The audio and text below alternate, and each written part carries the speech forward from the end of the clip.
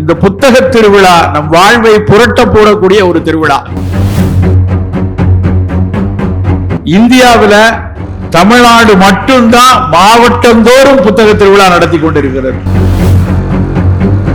நான் நெல்லை மாவட்டத்துக்காரன் பிறந்ததுல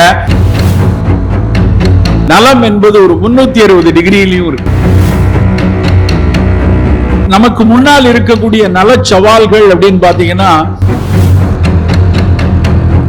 இந்த தலைமுறையில நிறைய சிக்கலான நல சவால்களை பார்க்கிறோம். சுனாமி வந்த போது எல்லாரும் பேசின விஷயம் விலங்குகளோடு புழங்கக்கூடிய பராமரிக்கக்கூடிய மனிதர்களுக்கு இப்படி நோய் வரலாம். இந்த புத்தக திருவிழா நம் வாழ்வை புரட்ட போடக்கூடிய ஒரு திருவிழா. ஒரு விஷயம் உங்களுக்கு எல்லாம் தெரிஞ்சிருக்கும், நிச்சயமா பல பேர் சொல்லியிருப்பாங்க. இந்தியாவில் தமிழ்நாடு மட்டும்தான் மாவட்டந்தோறும் புத்தக திருவிழா நடத்தி கொண்டிருக்கிறது. தொடர்ந்து இன்றைக்கு காலையில் 8 மணியிலிருந்து எனக்கு திட்டக்குழுவில் ஒரு கருத்தரங்கு மாலை வரைக்கும் இருந்தது. நான் 14ஆம் தேதி வரேன் என்று சங்கர் சார்ட்ட சொல்லிட்டேன்.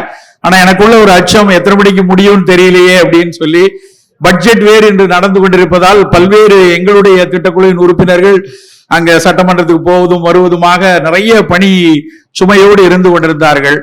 ஆனால் சங்கர் சார் சொன்னார், இல்ல நான் பேசிட்டு இருக்கிறேன், நீங்க லேட்டான கூட வந்துருங்க அப்படின்னு சொன்னாங்க. 5:30 மணி 5:45 முடித்து விட்டு வேகமாக அங்கிருந்து பயணித்து வர, அதனால்தான் சற்று தாமதமாகிவிட்டது. தாமதத்திற்கு வருந்துகிறேன், மன்னிப்பை கோருகிறேன். நண்பர்களே, உண்மையிலேயே இந்த வாசிப்பு என்கிற விஷயம், இந்த புத்தக கண்காட்சி எதற்காக நடக்கிறது என்ற விஷயத்தை நமக்கு முதல்ல புரிந்து கொள்ளணும். அடிக்கடி பல பெரியவர்கள் சொல்வது போல, யார் ஒருவன் வாசிப்பதற்காக தலை குனிகிறானோ அவன் வாழ்க்கை முழுக்க தலை நிமிர்ந்து இருக்க முடியும். சோ வாசிப்பது என்பது ஒரு நம்மளுடைய அன்றாடம் செய்ய வேண்டிய விஷயம். இன்னைக்கு கடைசி அவர் பேசி முடிக்கும் போது ஆண்டன் செகாவுடைய கதை ஒன்றை, நெக்லஸ் கதையை சொன்னார். நானும் படித்திருக்கிறேன். ஆண்டன் செகாவை யார் எனக்கு அறிமுகப்படுத்தினார்? ஆண்டன் செகாவை எனக்கு தெரிந்தவரா? நம்ம தமிழ்நாட்டு எழுத்தாளரா? எனக்கு அறிமுகப்படுத்தியவர் இன்னொரு மூத்த எழுத்தாளர் எஸ் ராமகிருஷ்ணன் அவர்கள்.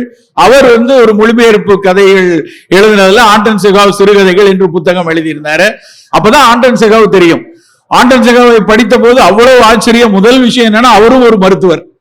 ஆண்டன் செகாவ் மருத்துவர் ஆனது எப்படின்னா, அவர் மிக மிக வறுமையில் வாழ்ந்த ஒரு குடும்பம், ஒரு பலசரக்கு கடையில் வேலை பார்த்த அவருடைய சகோதரர் செலவழித்து, பணம் செலவழித்து அவர் படித்ததாக நான் அந்த புத்தகத்துல அறிஞ்சேன். ராமகிருஷ்ணன் சார் சொல்லுவாங்க, எஸ் ராமகிருஷ்ணன் அவருடைய உரையிலும் சொல்வார், அவருடைய எழுத்திலும் பல இடத்தில் எழுதியிருக்கிறார். எப்படி தமிழ் புதினங்கள்ல நாம கொண்டாடக்கூடிய எழுத்தாளர்னா புதுமை பித்தன் தான், ஒரு புரட்டி போட்ட எழுத்தாளர்னா புதுமை பித்தன். உலகளாவிய அளவுல சிறுகதை எழுத்துக்களில் ஆண்டன் செகாவ் தான் ஆக சிறந்த ஒரு முதல் நாவலாசிரியர், முதல் குறுங்கதைகள் எழுதுவதில் ஆக சிறந்தவர் என்று எஸ் ராமகிருஷ்ணன் சொல்லியிருக்கார். அப்ப நம்ம என்ன செய்யணும் தெரியுமா? இங்க போய் தேடி பிடிச்சு ஆண்டன் செகாவ் கதை யார் வச்சிருக்காங்க அப்படின்னு ஒரு புத்தகம் வாங்கி விட்டு செல்ல வேண்டும்.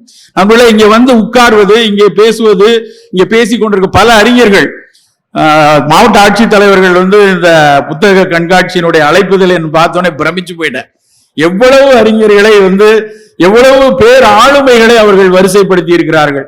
உண்மையிலேயே நானும் கடந்த 5-6 புத்தக கண்காட்சிகளா இந்த வருடத்துல பேசியிருக்கிறேன். ஆனால் இவ்வளவு சிறப்பான ஒரு கட்டமைப்போட இவ்வளவு சிறப்பான அறிஞர்களை கொண்டு வந்திருப்பது திருவள்ளூர் மாவட்டம் தான். ஏன்னா எங்க மாவட்டம் எனக்கு ஒரு சந்தோஷமா இருக்கு. ஏன்னா நான் நெல்லை மாவட்டத்துக்காரன் பிறந்ததுல, ஆனா என்னைக்கு சென்னைக்கு வந்தனோ சென்னையிலிருந்து நான் திருவள்ளூர் மாவட்டத்தின் சென்னை ஓரத்துல குடியிருக்கிறேன். எங்க ஊர் திருவள்ளூர் மாவட்டம் தான். முகப்பேர் நுழாம்பூருக்கு எங்களுக்கு திருவள்ளூர் மாவட்டம் தான் சொல்லுவோம். சோ எங்க மாவட்டத்துல இப்படி நடக்குது அப்படிங்கும் போது ரொம்ப மகிழ்ச்சியாக இருக்கிறது.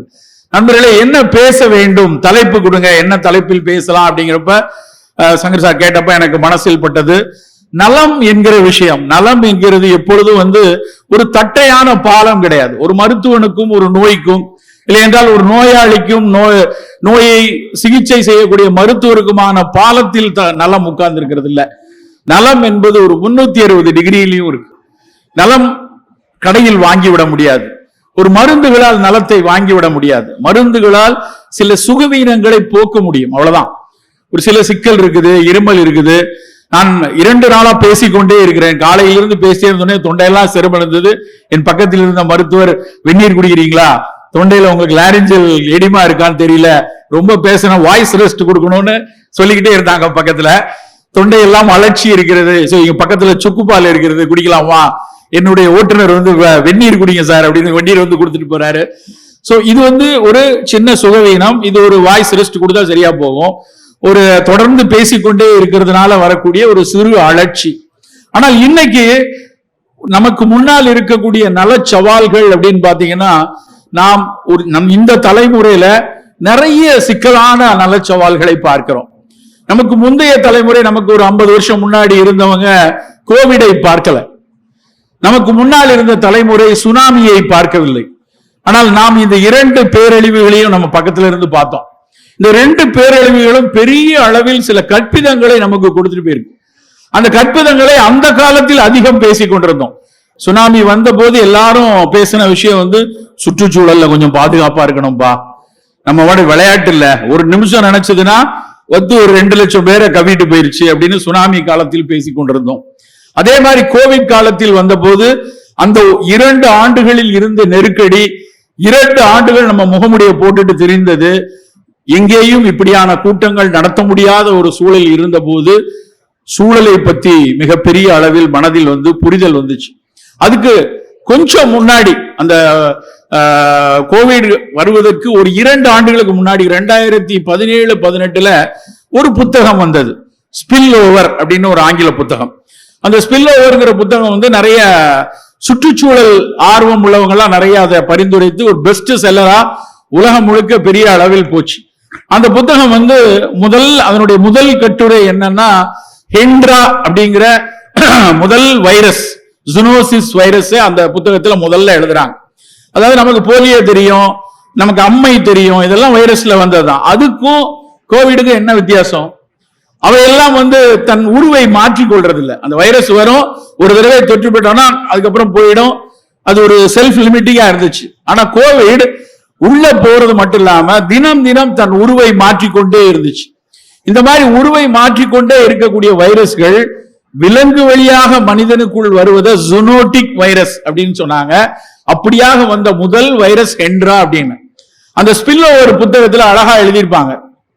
ஆஸ்திரேலியால பிரிஸ்பேன் பக்கத்துல, பிரிஸ்பேன் வந்து குதிரை பந்தயங்கள் நடக்கிறதுல ரொம்ப ரொம்ப பெரிய இடம். அதுல அங்க குதிரை பந்தயத்திலே குதிரைகளை மேய்த்து கொண்டிருந்த குதிரைகளை பார்த்து கொண்டிருந்த ஒரு பெரிய களம். அந்த களத்தில் இருந்த அந்த குதிரைகள்ல திடீரென மளமளவென ஒரு 7-8 குதிரைகள் இறந்து போகிறது. இறந்து போகிற ஒவ்வொரு குதிரையும் பல லட்சம் மதிப்புள்ளது. உடனே அங்க உள்ளவங்க எல்லாம் என்ன சொல்றாங்கன்னா, இதெல்லாம் ஏதோ இன்சூரன்ஸுக்காக விளையாடுறாங்க, இந்த குதிரைகள் இறந்து போறதெல்லாம் வந்து சாதாரணமா நடக்காது, இவங்க ஏதோ விஷம் வச்சுட்டாங்க போல இருக்கு அப்படின்னு ஒரு ரூமரை கிளப்புறாங்க. அந்த குதிரைகளை மேற்பார்வை செய்து கொண்டிருந்த அதனுடைய சூப்பர்வைசர் குதிரை இறந்து போனது போலவே மூக்கில் நீர் வடிந்து சுவாச திணறல் ஏற்பட்டு அவரு இறந்து போறார். அப்புறம் தான் கொஞ்சம் அச்சம் வந்தது. உடனடியாக அங்க இருக்கக்கூடிய ஒரு வெட்டரினரி சர்ஜனை, வெட்டரினரி பிசிஷியன் எல்லாம் கூட்டு வந்து கேட்கிறாங்க, சாதாரணமாக விலங்குகளுக்கு வர்ற நோய் மாதிரி தெரியல, என்ன பிரச்சனைன்னு பாருங்க அப்படின்னு. அவரால் கண்டறிய முடியல. அதுக்கப்புறம் அவர் எடுக்கக்கூடிய ஒரு 7-8 நாட்களில் மளமளமளவென அந்த பக்கத்துல இருக்கக்கூடிய எல்லா குதிரைகளுக்கும் அந்த நோய் வருது. அப்பதான் ஒரு அச்சம் ஏற்பட்டு உலகம் முழுக்க இருக்கக்கூடிய பல WHO இருந்தெல்லாம் அறிஞர்கள் வராங்க. இதே மாதிரி ஐரோப்பா, ஆப்பிரிக்கால வந்து ஒரு சில சிம்பன்சிகள் மொத்தமாக செத்து கிடந்ததை பார்த்து ஒரு 4000-5000 சிம்பன்சிகள் இறந்து கிடக்கின்றன, ஏதோ ஒரு பிரச்சனை வருகிறது என்று அவர்களுக்குள் ஒரு பயம் வந்து, அதுக்கப்புறம் அவங்க கண்டுபிடிச்சு பார்த்தா இது வந்து குதிரையிலிருந்து அவருக்கு வந்த அந்த வைரஸுக்கு பேர் ஹெண்ட்ரா. அதுதான் முதலில் ஒரு விலங்கு வழியாக மனிதனுக்கு, விலங்குகளோடு புழங்கக்கூடிய பராமரிக்கக்கூடிய மனிதர்களுக்கு இப்படி நோய் வரலான்னு முதல்ல அவர் பார்த்தாங்க. அதுக்கப்புறம் எபோலாவும் அதே மாதிரி அந்த பக்கம் வருது. அப்புறம் சார்ஸ், அப்புறம் மெர்ஸ், இந்த மாதிரி மிடில் ஈஸ்ட் ரெஸ்பிரேட்டரி சிண்ட்ரோம் எல்லாமே பறவைகள் மூலமாக, பன்றிகள் மூலமாக ஒன்னொன்னா வர ஆரம்பிச்சோடனே தான் ஒட்டுமொத்த உலகமும் புரிந்து கொண்டது, இப்படி வைரஸ்கள் இது வழியாக வந்து உடலை பாதிக்கலாம். இதெல்லாம் வரும்போது இந்த செய்தி தான் நமக்கான முதல் செய்தி. அந்த ஸ்பில் ஓவர் புத்தகத்தினுடைய கடைசி இப்படி ஒன்னொன்ன பத்தியா எழுதிட்டு லாஸ்ட் கட்டுரை, அந்த கடைசி கட்டுரை தான் ரொம்ப முக்கியமானது. அவர் என்ன எழுதுறாருன்னா, இப்படி ஹென்ரா, மெர்ஸ், சார்ஸ்ன்னு நின்றாது.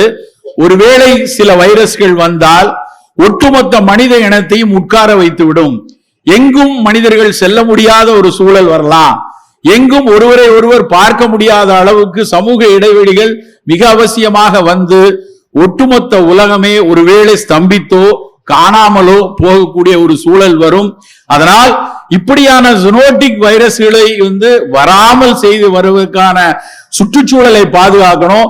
அதற்கான தடுப்பு மருந்துகளுக்கு அதிக முக்கியத்துவம் கொடுத்து வேக்சின்களை கண்டறிய வேண்டும் என அந்த கட்டுரையை முடிகிறார்.